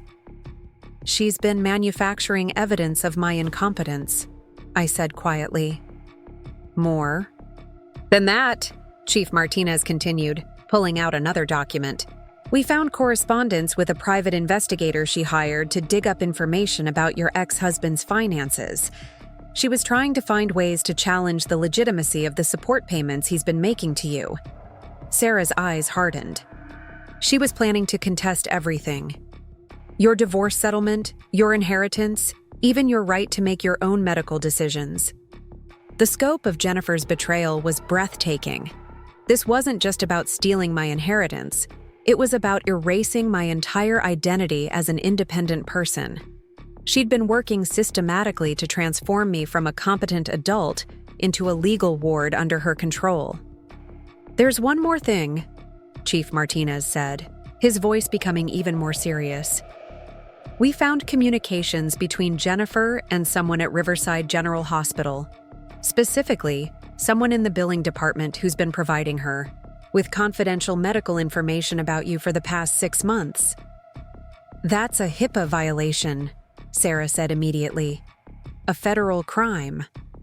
It gets worse, the chief continued. According to these documents, Jennifer has been using that medical information to time her activities around your health issues. She knew about every doctor's appointment, every test result, every prescription change. She was essentially stalking you through the healthcare system.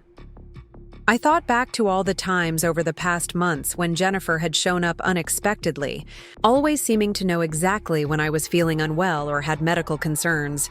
I'd attributed it to a daughter's intuition, but it had actually been criminal surveillance. Chief Martinez, I said, I need to ask you something, and I want you to be completely honest with me.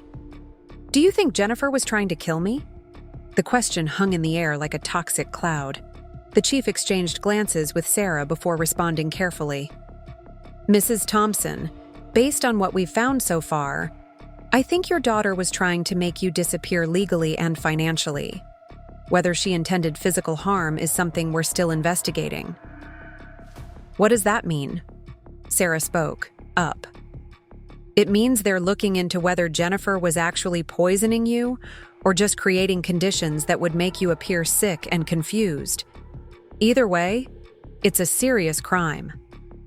Officer Morrison knocked again, this time entering without, waiting for permission.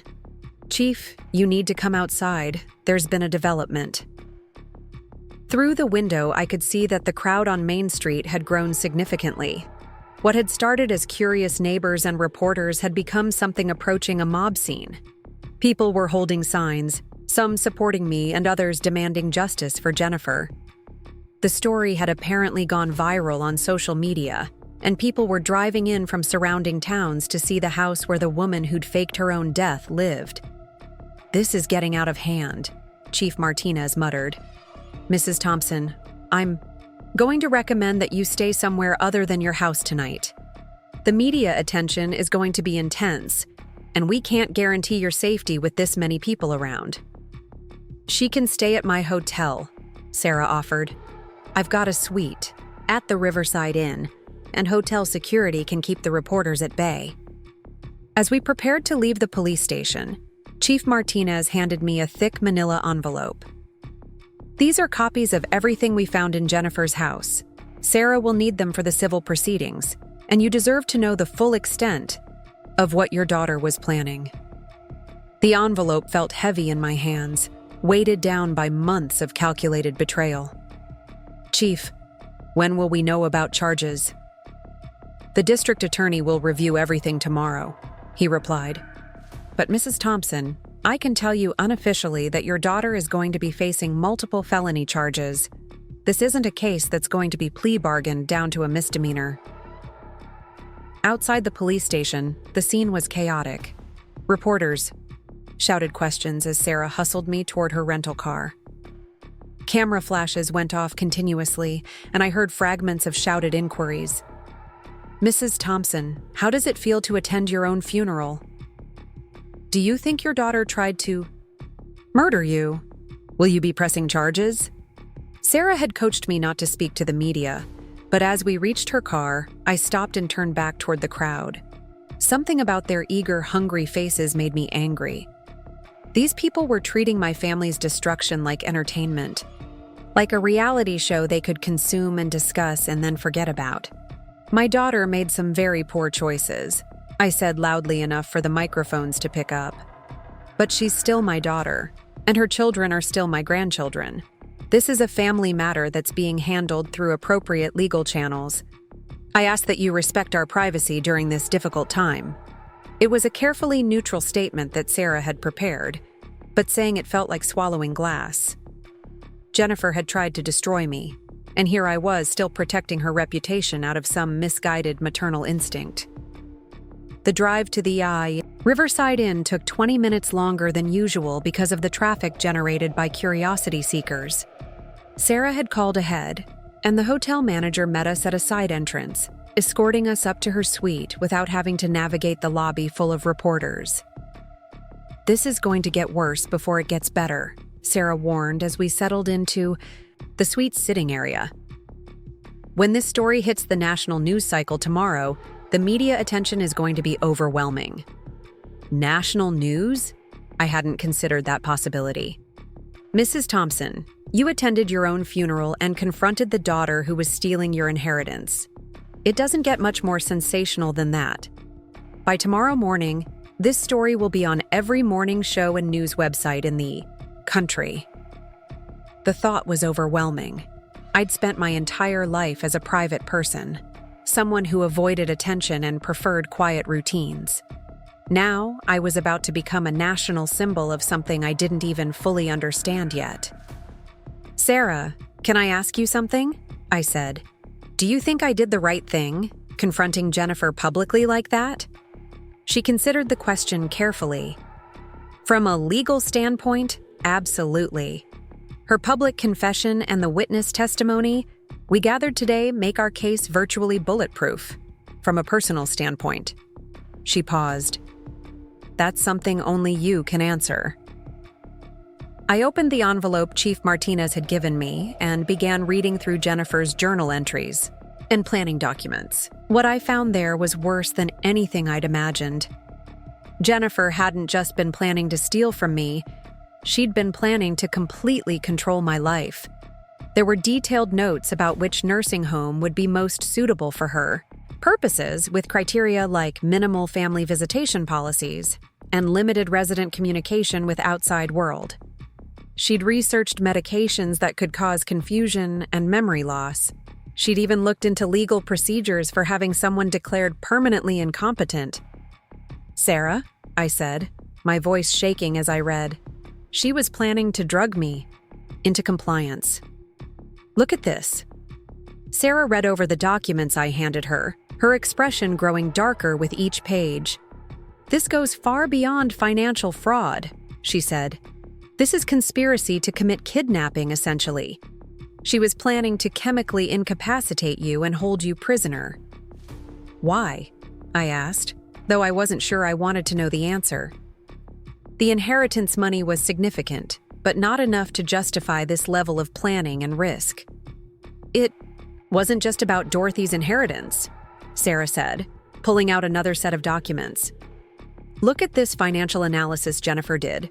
She calculated your total assets, including your house, your pension, your savings, and your potential Social Security benefits over the next 15 years. She was planning to control everything you own for the rest of your life." The numbers were staggering. Jennifer had estimated that controlling my affairs completely would net her family over $3 million by the time I reached average life expectancy. She'd been planning to steal not just my inheritance, but my entire future. "There's something else," Sarah continued. These medical records she obtained illegally show that you're in excellent health for your age. No signs of dementia, no cognitive decline, no physical limitations that would prevent independent living. Jennifer knew you were perfectly capable of managing your own affairs. So the competency hearing she was planning would have been based entirely on manufactured evidence and fraudulent medical claims. She was going to pay doctors to testify that you were incompetent when she knew you weren't. I felt a rage building inside me that was unlike anything I'd ever experienced. This wasn't just betrayal by someone I loved. It was a systematic attempt to steal my identity, my freedom, and my dignity. Jennifer had been willing to turn me into a living ghost, present in body but absent in agency for the rest of my natural life. A soft knock on the hotel room door interrupted my dark thoughts. Sarah checked the peephole and then opened it to admit Tom, who looked exhausted and emotionally drained. "Mom," he said, crossing the room to hug me. "I've been worried sick. The scene outside your house is insane. There are news vans everywhere." "How are Emma and Jake?" I asked. "This must be terrifying for them." Tom's expression grew pained. "They're staying with David's parents tonight. Mom, they're devastated. Emma keeps asking if Jennifer is going to jail, and Jake hasn't stopped crying since we left the chapel. They don't understand why their mother would lie about their grandmother being dead." "Where is Jennifer now?" "Still in custody. David made bail, but Jennifer's being held overnight pending formal charges tomorrow. Her lawyer is trying to negotiate some kind of plea deal, but based on what the police found in her house." Tom shook his head. "Mom, I read some of those documents. What she was planning to do to you was monstrous." "I know," I said quietly. "I've been reading through everything tonight." "Tom, I need to ask you something difficult. Did you ever suspect that Jennifer was capable of something like this?" Tom was quiet for a long moment, thinking. "I knew she'd changed over the years," he finally said. "She became more materialistic, more focused on appearances and social status. But I thought that was just growing up, becoming successful. I never imagined she could be so calculating, so willing to hurt people to get what she wanted." "What about the grandchildren? How do we protect them from all this?" "I don't know," Tom admitted. "David's talking about taking them away from Riverside, starting over somewhere else. But they're going to grow up knowing their mother tried to steal from their grandmother.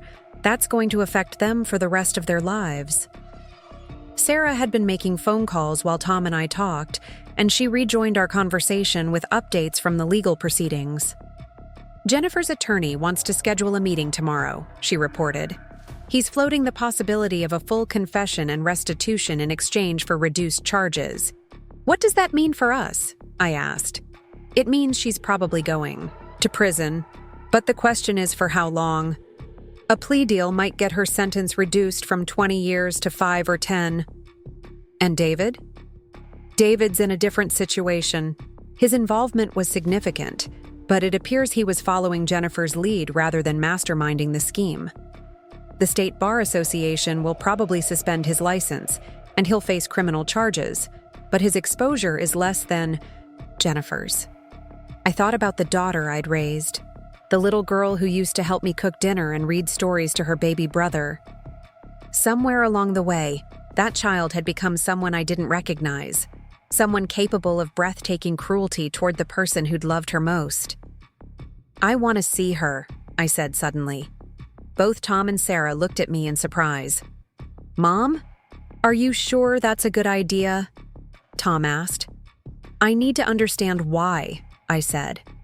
"I need to hear it from her directly. How does someone go from being a loving daughter to planning their mother's imprisonment and financial destruction?" Sarah looked concerned.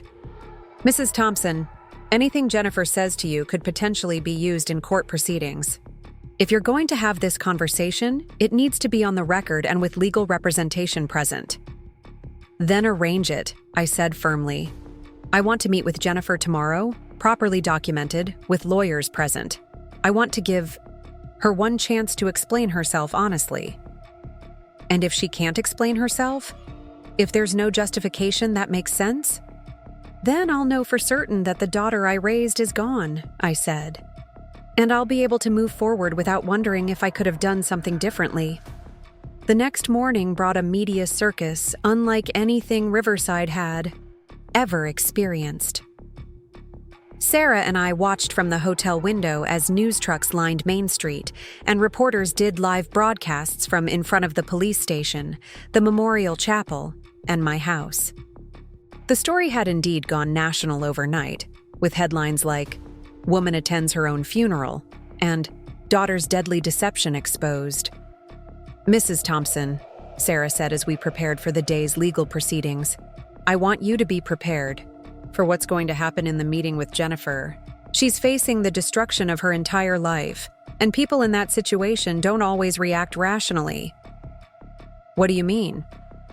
"She might try to blame you for what happened, claim that you were actually incompetent and she was trying to help. Argue that your interference has ruined her family. People facing serious criminal charges often lash out at their victims." I nodded, though I wasn't sure anything could prepare me for confronting the daughter who'd been planning to drug me into submission and steal my life savings. The meeting was scheduled for 10 o'clock at the courthouse in a conference room designed for plea negotiations. When Tom and I arrived with Sarah, we found Jennifer already seated at a table with her attorney, a sharp-faced man named Robert Chen, who'd driven down from Columbus overnight. Jennifer looked terrible. Her hair was disheveled, her makeup smeared, and she was wearing the same black dress she'd worn to my funeral. But what struck me most was her expression. There was no remorse there, no shame, no recognition of the magnitude of what she'd done. If anything, she looked angry. "Hello, Jennifer," I said, taking the seat across from her. "Mom." Her voice was flat, emotionless. "I suppose you're happy now." The comment caught me off guard. "Happy about what?" "You've destroyed my life," Jennifer said, her voice rising. "My business, my marriage, my reputation, my children's future. All of it ruined because you couldn't just let me help you." I stared at my daughter in disbelief. Even now, even faced with overwhelming evidence of her crimes, she was painting herself as the victim. "Jennifer," I said carefully, "you planned my funeral while I was alive. You forged legal documents. You stole money from my accounts. You were preparing to have me declared mentally incompetent when you knew I wasn't. How is any of that helping?" "Me? You don't understand the pressure I was under," Jennifer snapped. "The financial strain, the expectations, the need to provide for my family. You had more money than you could ever spend sitting in bank accounts while David and I were struggling to maintain our lifestyle. So you decided to steal it?" "I decided to manage it responsibly," Jennifer corrected. "You're 67 years old, Mom. How much longer do you really think you're going to live? How much longer do you need that money? Emma and Jake have their whole futures ahead of them. They deserve opportunities." Sarah leaned forward. "Mrs. Parker, are you saying you believe you were entitled to your mother's assets while she was still alive?" "I'm saying I was looking out for the family's long-term interests," Jennifer replied. "Mom was never going to spend that money anyway. She'd rather live like a pauper and leave it all to charity when she dies than use it to help her own grandchildren." The selfishness was breathtaking, but what horrified me most was the casual way Jennifer discussed my death, as if it were an inconvenient delay rather than the continuation of a human life. "What about the competency hearing you were planning?" Tom asked. "What about the nursing home research and the medication that causes confusion?" Jennifer's lawyer touched her arm, warning her not to answer, but she ignored him. "Mom was showing signs of decline," she said. "Maybe not severe dementia, but enough confusion and poor judgment to make her vulnerable to financial predators. I was protecting her." "By becoming a financial predator yourself?" I asked. "By taking responsibility for decisions she was no longer capable of making rationally," Jennifer shot back. Do you know how embarrassing it was to watch you stumble through basic financial conversations? How painful it was to see you making poor choices that were going to affect our entire family's future? I realized then that Jennifer genuinely believed what she was saying. In her mind, she'd reconstructed the narrative so thoroughly that she was the hero of this story, the responsible daughter protecting her declining mother from her own poor judgment. "Jennifer," I said quietly, "I'm not declining. The medical evaluations prove that. I'm perfectly capable of managing my own affairs. You manufactured evidence of incompetence because it served your purposes, not because it was true." "You're wrong," Jennifer said firmly. "And bringing in outside lawyers and making this public has just proved how poor your judgment really is. We could have handled this quietly, as a family. Now look what you've done." Her complete inability to accept responsibility, even when faced with overwhelming evidence of her crimes, was perhaps the most heartbreaking part of this entire ordeal. The daughter I'd raised would have been horrified by what Jennifer had become. But that daughter was gone, replaced by someone who could justify any action as long as it served her interests. "I think we're done here," I said, standing up from the table. "Jennifer, I hope someday you understand what you've done, not just to me, but to your own children, who are going to grow up knowing their mother was willing to destroy their grandmother for money." "Don't you dare talk about my children," Jennifer snarled, rising from her chair. "This is your fault. All of it. If you'd just been reasonable, if you'd just let me help manage your affairs properly, none of this would have happened." Even as she was led away by her attorney, Jennifer was still arguing that she was the victim, that I was the one who'd ruined everything by refusing to cooperate with her theft. Watching her go, I felt a profound sense of loss that had nothing to do with money or property or legal proceedings. I was mourning the death of my daughter, not her physical death, but the death of the person she used to be before greed and entitlement consumed everything good about her. The preliminary hearing was scheduled for that afternoon, where formal charges would be filed and Jennifer's bail would be reconsidered. But for me, the real trial was over. I'd gotten my answer about who my daughter had become, and it was worse than I'd ever imagined. Jennifer wasn't just a criminal who'd tried to steal from me. She was someone who'd lost the capacity for love, empathy, and basic human decency. She'd become a person who could look her own mother in the eye and argue that planning her imprisonment was an act of love. That person was a stranger to me, and I finally understood that the daughter I'd mourned at my own funeral wasn't coming back. 2 years had passed since I walked into my own memorial service and exposed my daughter's elaborate deception. The woman who sat in the visiting room at Ohio Women's Correctional Facility bore little resemblance to the naive mother who had once trusted blindly in family loyalty. I adjusted my navy blazer and checked my watch, waiting for Jennifer to appear, behind the reinforced glass that would separate us during this final conversation. The facility was a stark reminder of how far our family had fallen. Gray concrete walls, fluorescent lighting, and the constant hum of security cameras created an atmosphere of institutional bleakness that seemed fitting for this moment of reckoning. I had debated for months whether to make this visit, whether there was any value in confronting the daughter who had orchestrated my destruction with such methodical precision. Jennifer entered the visiting area wearing standard issue orange, her once perfectly styled hair now pulled back in a simple ponytail. The expensive skincare routine and designer clothes that had been so important to her were memories now, replaced by the harsh realities of prison life. She looked older, worn down by the weight of her choices and their consequences. "Mom," she said quietly as she sat down across from me, her voice carrying none of the confident authority I remembered. "I wasn't sure you'd come." "I wasn't sure either," I replied honestly. "But I needed to see who you've become, whether prison has taught you anything about the magnitude of what you did." Jennifer's hands were folded in her lap, and I noticed she no longer wore the expensive wedding ring set that had once been her pride. David had filed for divorce 6 months after her sentencing, taking Emma and Jake to start fresh in Colorado where his sister lived. The children sent me cards on holidays now, but our relationship remained strained by the geographic distance and the emotional complexity of their mother's crimes. "I've had 2 years to think about what I put you through," Jennifer said, her voice steady but subdued.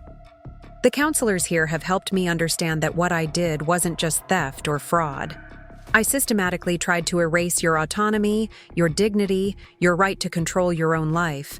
I turned you into an object to be managed rather than a person to be respected."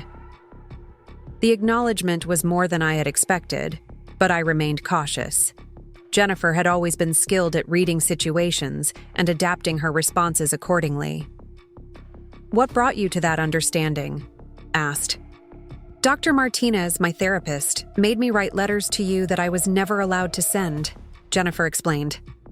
"Letters where I had to describe exactly what I had planned to do to you, step by step, and examine the mindset that made those plans seem reasonable to me.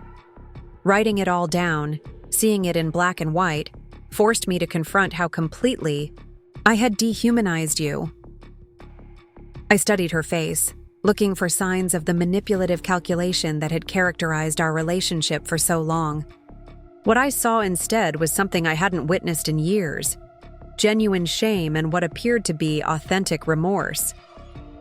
"The medication research was the worst part," Jennifer continued, her voice dropping to barely above a whisper. "Planning to drug you into compliance, to make you confused and dependent so I could justify controlling every aspect of your life. When I wrote that down, when I had to describe my intention to chemically alter your mind for my financial benefit, I finally understood that I had become someone monstrous. The admission hung between us like a toxic cloud. Even now, hearing her acknowledge the full scope of her planned cruelty was difficult to process. She hadn't just wanted to steal from me. She had been prepared to destroy my cognitive abilities, to make that theft appear justified. "Why?" I asked, the question that had haunted me for 2 years finally finding voice. "Help me understand how you went from being a daughter who claimed to love me to someone who could plan such systematic abuse." Jennifer was quiet for several minutes, gathering her thoughts. When she spoke, her voice carried the weight of painful self-examination. "I think it started when Dad left us," she said. "Watching you struggle, seeing how vulnerable we became financially, it created this terror in me of ever being powerless or poor.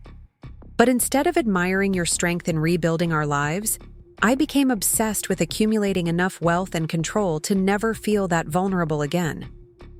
So you decided to make me vulnerable instead? I convinced myself that you already were vulnerable," Jennifer replied. "That your age and living situation made you a target for scammers or bad decisions. I told myself I was protecting you, but really I was protecting my own vision of financial security. Every time you made an independent choice about your money or your life, it felt like a threat to the safety I thought I was building for my family." The explanation provided context, but no comfort. Understanding the psychological roots of Jennifer's behavior didn't diminish the harm she had caused or excuse the choices she had made. "What about Emma and Jake?" I asked. "Do you understand what your actions cost them?" For the first time in our conversation, Jennifer's composure cracked. Tears formed in her eyes as she struggled to respond. "They lost everything because of my greed," she said. "Their stability, their relationship with you, their faith in family bonds. David had to uproot their entire lives to escape the scandal I created. Emma told me in her last letter that kids at school still call her the daughter of the woman who tried to kill her grandmother." The pain in Jennifer's voice seemed genuine, but it was too late to matter for the children who were living with the consequences of her choices. Emma was now 17, preparing for college while carrying the burden of her mother's notoriety. Jake was 14, struggling with depression and anger that manifested in ways David found increasingly difficult to manage. "They're the real victims in all of this," I said. You and I are adults who made choices and lived with consequences. They were children who trusted their mother to protect them, not destroy their family for money. I know, Jennifer whispered. Dr. Martinez says the hardest part of recovery is accepting that some damage can't be undone. I destroyed my children's sense of security and their relationship with their grandmother. No amount of remorse or rehabilitation can give them back the childhood they lost because of my actions. We sat in silence for several minutes, both lost in contemplation of the wreckage Jennifer's choices had created. Around us, other inmates met with their families, conversations mixing hope and grief in ways that defied easy categorization. I've been accepted into the paralegal program here, Jennifer said eventually. After I'm released, I want to work with organizations that help families navigate financial stress without resorting to exploitation or abuse. Maybe I can use what I've learned about the psychology of financial desperation to help other people avoid making the choices I made. The irony wasn't lost on me that Jennifer planned to build a career helping the very population she had victimized. Do you think people will trust you with that kind of work, given your criminal record? Maybe not, Jennifer admitted. But I have to try to create something positive from this experience. I can't bring back the relationships I destroyed or undo the trauma I caused, but maybe I can prevent other families from going through what ours did. A guard announced that visiting time would end in 5 minutes. Jennifer and I looked at each other across the small table, both understanding that this conversation was likely our final one. The gulf between us had grown too wide to bridge, the trust too thoroughly shattered to rebuild. Mom, Jennifer said, I don't expect forgiveness. I don't expect you to maintain a relationship with me. But I need you to know that I finally understand what I took from you. It wasn't just money or property. I tried to steal your identity, your freedom, your right to make choices about your own life. I treated you like an obstacle rather than a person. Yes, you did, I replied simply. I want you to live fully, Jennifer continued. Don't let what I did define the rest of your story. You deserve happiness and peace and all the good things you sacrificed for Tom and me when we were growing up. For the first time during our visit, I felt a flicker of the maternal affection that had once defined our relationship. This was a glimpse of the daughter I remembered, the one who had once cared about my well-being and wanted good things for me. Take care of yourself, Jennifer, I said, as the guards prepared to escort the inmates back to their cells.